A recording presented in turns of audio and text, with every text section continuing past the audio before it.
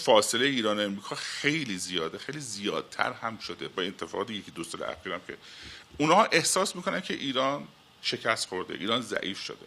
برای چه دلیل داره به یک کشوری که ضعیف شده بخوان امتیاز بدن؟ میگن حالا به قول جان بولتون میگفتش که اشتباه اوباما این بود که مشت آخر رو نزد. ایران داشت زانو میزد، مشت آخر رو کوبیده بود تو صورت ایران، ایران زانو زده بود.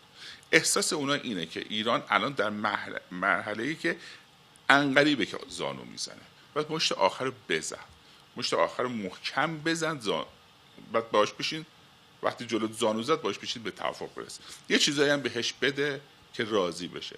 ولی احتمالاً اونا اون مشت رو میزنن تا قبل اینکه اون توافق برسه. حالا این مشت حتما نظامی نیست، من معتقدم نظامی نیست، ولی اقتصادی هست. یعنی تشدید فشار حد اکثری رو دارن تو فاز اول، شدید و شدید و شدید، بعد در اون نقطه مقرر حاضر میشن یک سری امتیازاتی بدن با کنترل شدیدتر ایران.